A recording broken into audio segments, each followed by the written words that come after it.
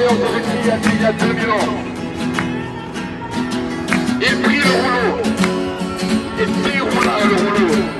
Ce qu'a dit le prophète Ésaïe. Il a dit, l'Esprit du Seigneur est sur moi, parce qu'il m'a oint pour annoncer une bonne nouvelle aux pauvres.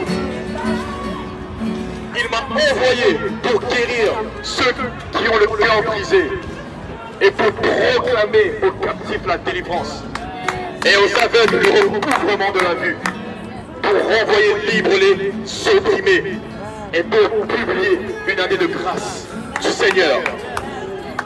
Et ensuite, il dit, ces paroles que vous venez d'entendre, elles viennent de s'accomplir.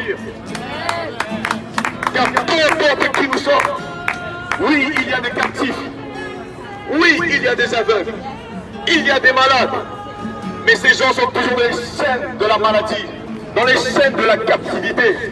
Et il n'y avait aucune solution avant, ni aucune religion ne pouvait donner. Aucune, mais une personne a dit, voici enfin le moment venu, car vous verrez désormais les cieux ouverts et les anges de Dieu monter et descendre sur le Fils de l'homme.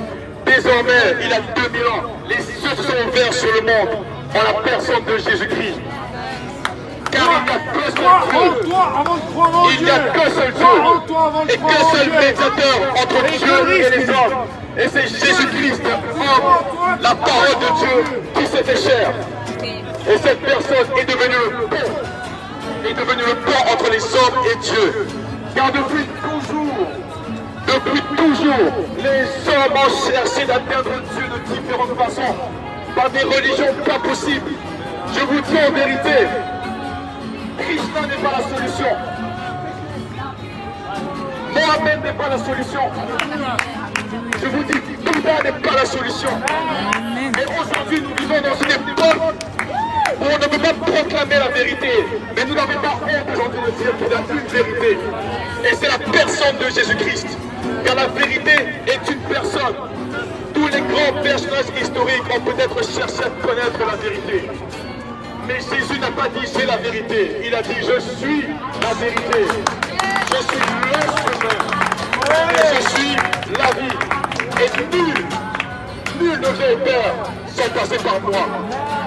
Car la chose qui nous éloignait du Père, la chose qui nous séparait de Dieu, ce qui a causé la chute de l'homme dès le commencement, c'est le péché qui est en chacun d'entre nous tous.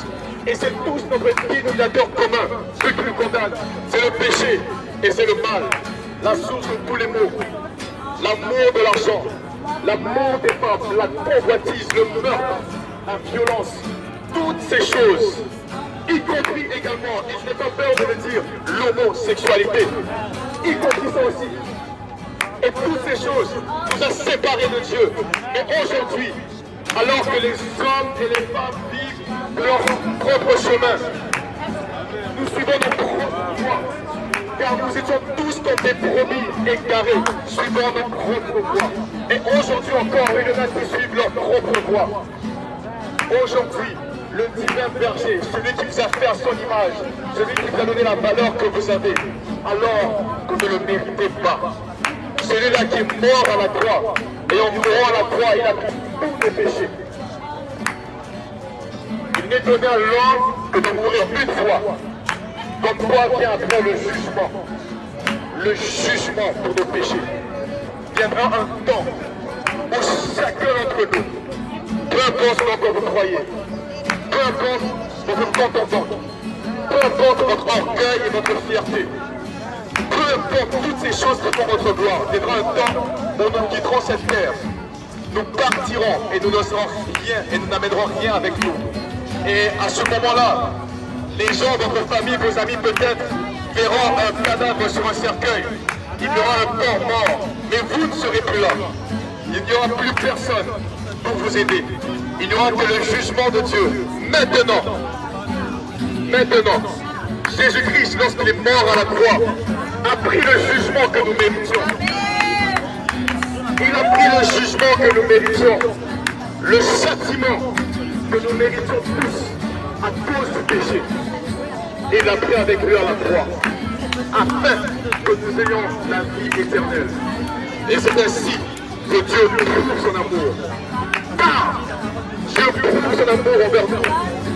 En ce que lorsque nous sommes encore des pécheurs, en ce que lorsque nous sommes encore des alcooliques, des orgueilleux, des drogués, en ce que lorsque nous sommes encore égoïstes, stupides, en ce que lorsque nous sommes encore à servir nos propres désirs, à servir nos convoitises, à ce que lorsque nous sommes encore des meurtriers, à ce que lorsque nous sommes encore des jaloux, des orgueurs, à ce que lorsque nous sommes encore des pécheurs, Christ est mort pour nous. Et il nous a donné la vie éternelle, le salut de nos âmes et l'assurance de la vie éternelle. Il y a une vie après la mort. Et sachez que vous n'avez pas cette assurance parce que vous ne connaissez pas la source, le Créateur, qui est le Père de ses enfants. Dieu vous aime aujourd'hui. Il vous aime. Et il a envoyé son Fils unique à la croix pour mourir pour chacun de vos péchés. Peut-être que certains se diront, je suis une bonne personne, je mérite d'aller au ciel. Je ne fais pas beaucoup de choses de mal. Et ça, c'est la logique de n'importe quel être humain. On croit que nos bonnes œuvres vont nous sauver. Nous croyons qu'à force de faire des bonnes choses, nous sommes des bonnes personnes. Et l'homme naturellement pense ainsi. Et c'est pour cette raison que toutes les religions du monde, toutes sans exception, sont basées, sont focusées sur les œuvres bonnes que nous faisons. Étudiez toutes les religions. Elles vont tous dire la même chose. Faites des bonnes choses, arrêtez de faire le mal, faites le bien et vous serez sauvés. Vous irez au paradis à force de faire le bien. Et c'est ce qu'on aime entendre. Et l'homme naturellement pense ainsi. Mais l'évangile de Jésus-Christ nous dit autre chose, car beaucoup, même en croyant en Jésus, pensent que c'est le cas. Mais c'est faux. Dieu nous dit que nos plus grandes œuvres de justice, les plus grandes actions que l'on peut faire, nos plus grandes actions sont comme des vêtements souillés devant lui. Imaginez que vous sauvez des vies à longueur de journée. Ça, devant Dieu, c'est comme des vêtements souillés. Pourquoi? À cause du sang qu'il y a sur nos mains. Parce que nous sommes des pécheurs. Et c'est pour cette raison.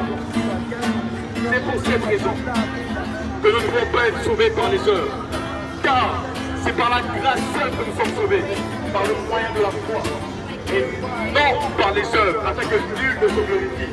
Et ça, c'est un don gratuit de Dieu, afin que toute la gloire lui revienne. Et l'évangile de Jésus-Christ, c'est ça. Vous n'êtes pas sauvés par vos œuvres, mais vous êtes sauvés seulement au travers de la grâce. Et la grâce, c'est la repentance de nos péchés. Et donner notre vie au Seigneur Jésus-Christ, parce qu'il est mort à la croix pour nos péchés. La repentance, se détourner du mal, reconnaître que nous sommes des pécheurs, reconnaître que nous pouvons être sauvés par nos bonnes actions. Reconnaître cela et mettre notre confiance en Jésus-Christ, qui, étant un homme comme toi et moi, étant un homme de la même nature, également étant Dieu, est mort à la croix pour tous nos péchés. Et lui-même, il a payé le prix de nos offenses. Et lui-même nous a donné la vie. Il nous a donné la vie éternelle. Il est mort afin que quiconque croit en lui ne périsse point, mais ait la vie éternelle. Mais ait la vie éternelle. Et c'est un don gracieux de Dieu. Ce n'est pas une histoire de religion. Ce n'est pas une histoire d'avoir une étiquette sur le front. Mais c'est une histoire de devenir enfant de Dieu. Car tous ne sont pas enfants de Dieu. Seul au travers de Jésus-Christ, nous devenons enfants de Dieu.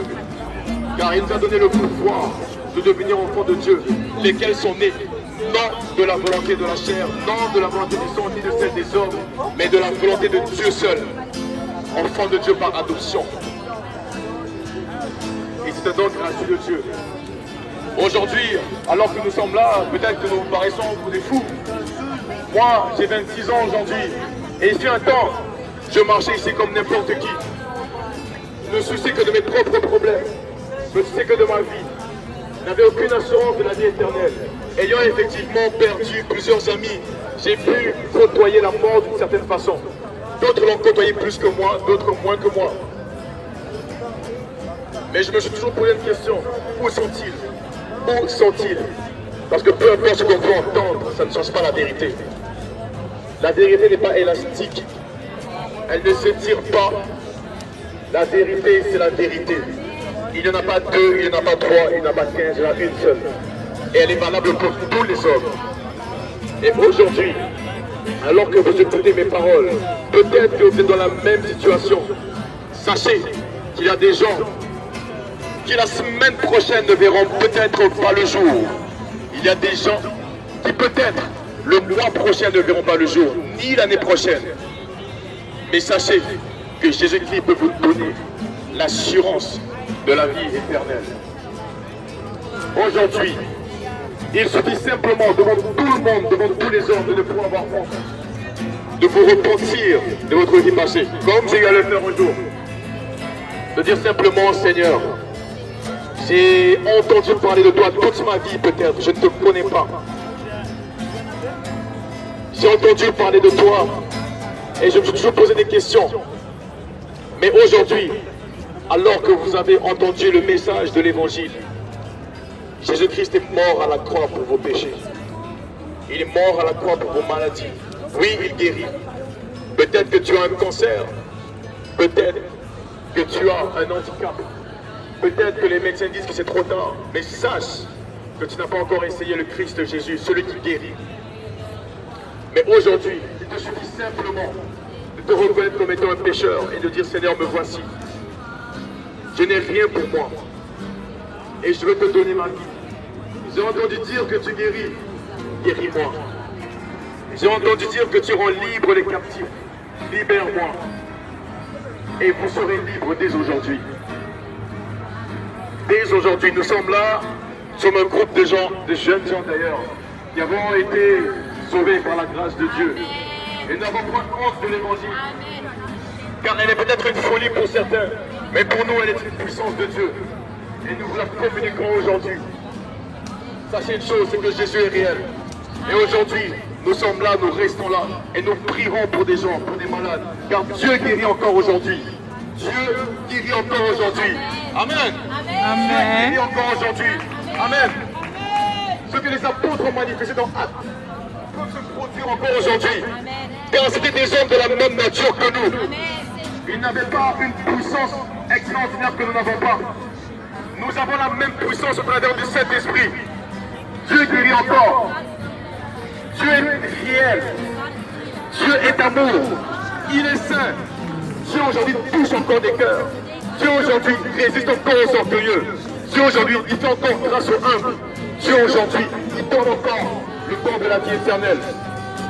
Aujourd'hui, ce qui a été manifesté il y a 2000 ans et qui est continué de manifester tout au travers de l'histoire, jusqu'aujourd'hui à Montréal, alors que nous sommes aux extrémités de la terre, alors que nous sommes dans les temps de la terre, aujourd'hui, cela se manifeste encore. Parce que nous avons en nous le conseiller, nous avons en nous le coach par excellence, nous avons en nous l'esprit de Dieu. Car Jésus-Christ lui-même l'a dit, lorsqu'il était encore là, en chair, vous recevrez une puissance. Le Saint-Esprit survenant sur vous. Et vous serez mes témoins. Vous serez mes témoins d'abord à Jérusalem, ensuite en Judée, en Samarie et jusqu'aux extrémités de la terre. Et nous sommes là dans les temps de la fin, aux extrémités de la terre. Et nous continuons encore à dire que Jésus-Christ est mort sur une croix. Il a été enseveli pendant 3 jours. Et il est ressuscité d'entre les morts, afin que nous ayons la vie. Et il prouve ainsi l'amour de Dieu. Il est venu tel un agneau. Tel un agneau, l'agneau de Dieu, celui qui ôte le péché du monde. Mais un jour, sachez qu'il reviendra, non comme un agneau, parce que l'agneau de Dieu est venu non pour juger les hommes, mais pour que tout le monde soit sauvé par lui. Mais le lion de la tribu de Juda reviendra pour juger le monde. Il reviendra pour juger le monde. Mais aujourd'hui, la grâce est accessible à tous ceux qui sont humbles de cœur, tous ceux qui se reconnaissent comme étant des pécheurs. La grâce est accessible, la guérison est accessible, la restauration de vos âmes est accessible. Vous qui avez le cœur brisé, vous qui vous avez acheté par la drogue. On est dans un quartier où les gens consomment du crack à longueur de journée. Nous sommes dans un quartier où les gens consomment de la marijuana à longueur de journée. Nous sommes dans un quartier où les gens se saoulent à longueur de journée. Nous sommes dans un quartier où la débauche règne. Et sachez que peu importe les démons en ce lieu, nous sommes la lumière du monde. Et la lumière luit dans les ténèbres.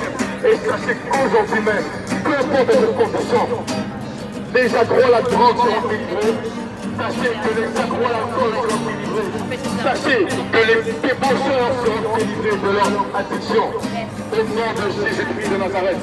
Et nous sommes là pour témoigner de notre Seigneur Jésus-Christ avec assurance. Nous n'avons point honte de l'évangile. In the name of Jesus Christ. Oh, we're not ashamed of the gospel of our Lord Jesus Christ. And today, we want to testify of His glory on this earth among us. His glory is available today, and His grace is still available. In the name of the Christ Jesus.